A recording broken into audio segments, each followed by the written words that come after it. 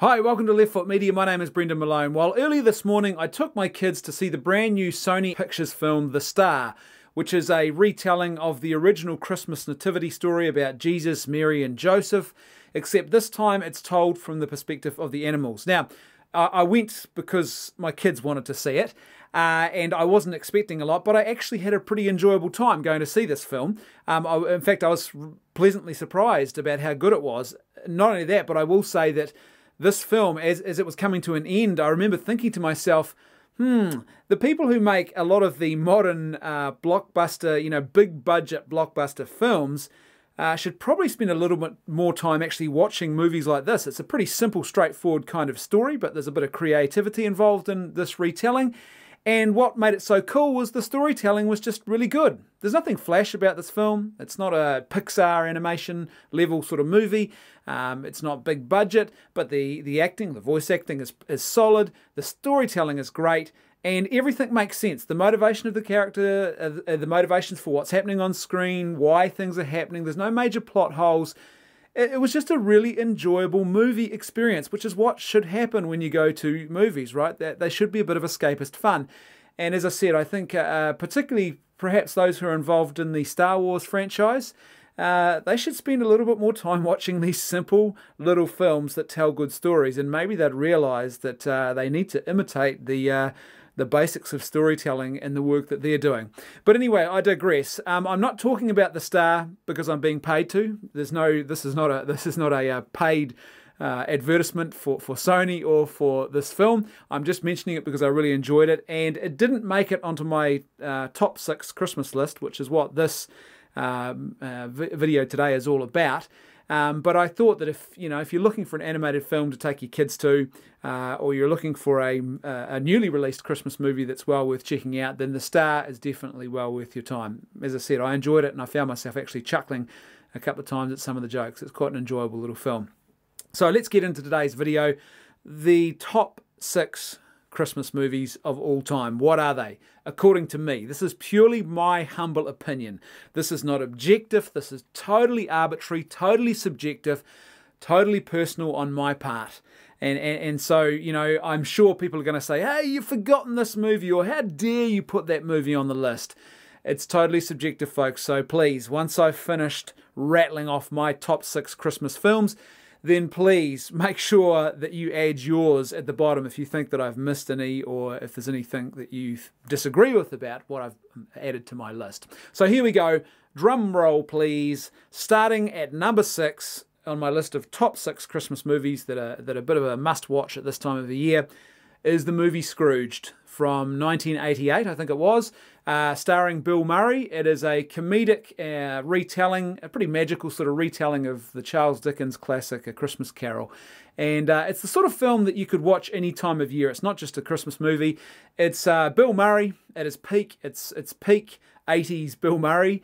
Bill Murray is an actor who's been through a couple of different phases, but this was sort of Bill Murray at his classic comedic 80s best, and it's a really enjoyable film, well worth the watch, a great piece of comedy. Number 5 on my list is the movie The Santa Claus from 1994. Now, The Santa Claus, again, this is another actor who was at his peak. This is Tim Allen. This is peak Tim Allen, this movie. Right at the pinnacle of his sort of fame, and it's a really enjoyable and funny little film. It's not highbrow comedy, it's not Oscar-worthy filmmaking or anything like that, but it's a really enjoyable, fun family movie with enough laughs and enough, what would you call it, genuinely enjoyable innocence and fun to be a great movie experience. It's a pretty simple story. A guy inadvertently kills Santa Claus on Christmas Eve, which is obviously a comedic premise all by itself, but despite how it sounds, it's not dark.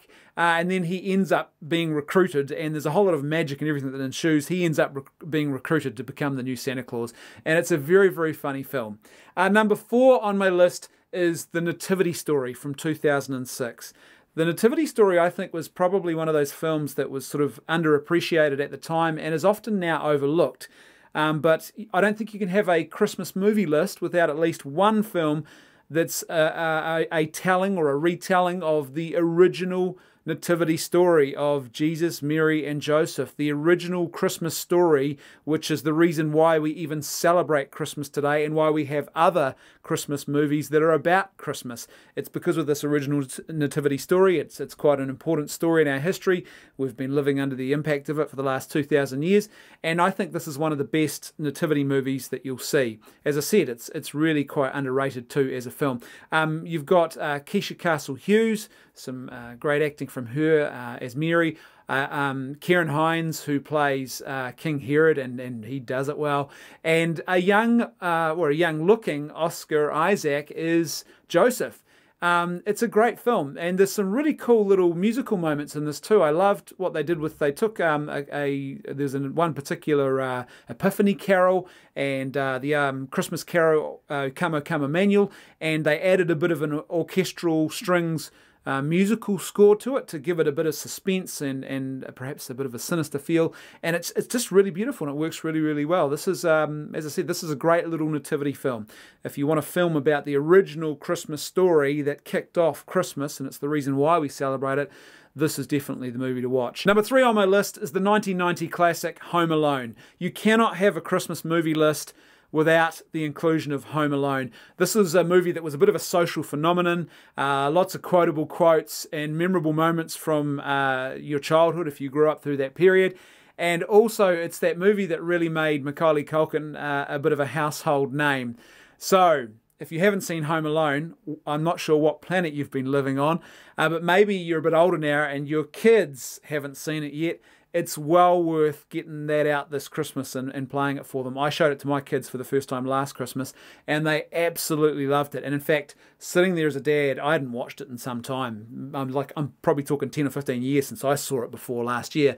And even I found myself reliving a few of my younger moments and really enjoying myself again. It's a movie that actually stands the test of time. It still holds up. There's a few little things here or there that don't quite translate as well, but overall it is a movie. And with some pretty blatant product placement, particularly in the house the night before they all leave on their family holiday. The next 2 films on my list, number 2 and number 1, even though I've ranked them 2 and then 1, they're actually both equal. Both of them are my top 2 Christmas films. They're 2 equal Christmas films in my eyes, and if I had to pick between one or the other, I'd really struggle to do that.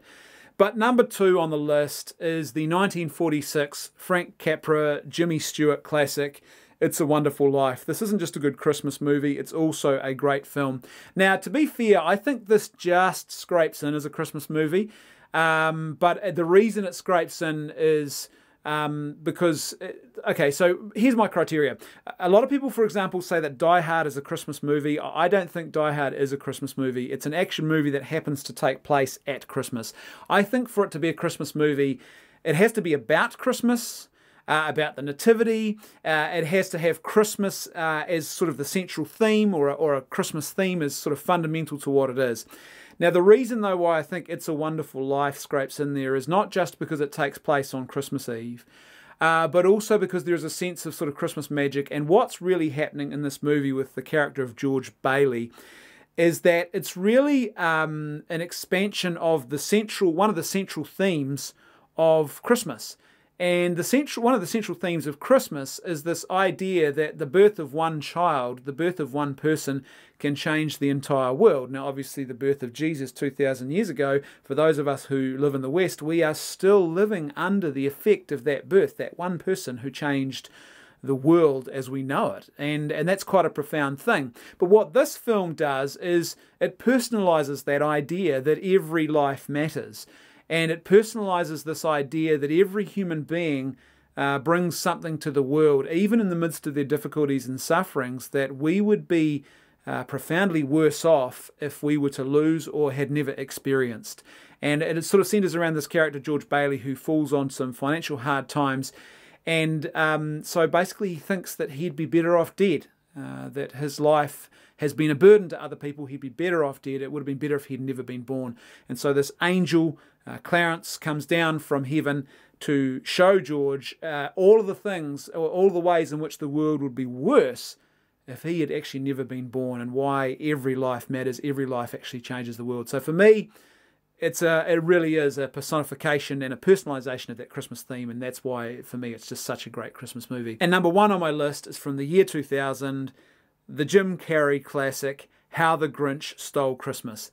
What I love about How the Grinch Stole Christmas is not just the costuming and the makeup and the fact that Jim Carrey is just being awesome Jim Carrey in this film, but this is, to me, I think a great Christmas movie is one that has a certain Christmas magic to it. It's different from any other type of film. And what I mean by that is a good Christmas movie has the sort of Christmas magic where you think, I don't really want to watch this movie any other time of the year, but when Christmas rolls around, you've got to watch this film. This is a seasonal film. It's the Christmas season, and it's not only a Christmas seasonal film, but it's a must-watch in that season. And for me, How the Grinch Stole Christmas is just a seasonal film. It's just has all of this Christmas magic. It just, the visuals, the way it's told, the music, everything about it has just a sense of wonder and magic. And I just, the storytelling's great. There's some moments, it's not just for the kids, it's obviously also for a broader audience than that. Anyone can sit down. This is just a great family movie, and it's a really, really enjoyable cinematic experience. So for me, as I said, my top two really are the neck and neck. It's A Wonderful Life and How the Grinch Stole Christmas. And all going well in our home, me and my kids will be watching both of those films this year. As per usual, I'd love to know your thoughts though. Let me know. Do you agree? Do you disagree with my list? Are there things that I've missed, as I've said? Are there things that you think shouldn't be on there? Please let me know in the comment section below. And don't forget, if you like the content that I'm making, then please support me on Patreon. There's a link below in the description for this video, and there's also a link for my Patreon page on screen right now. Thanks for watching, and if I don't see you before, I'm hoping to, by the way, but if I don't see you before, have a Merry Christmas and a joyous New Year. Thanks for watching. See you next time on Left Foot Media.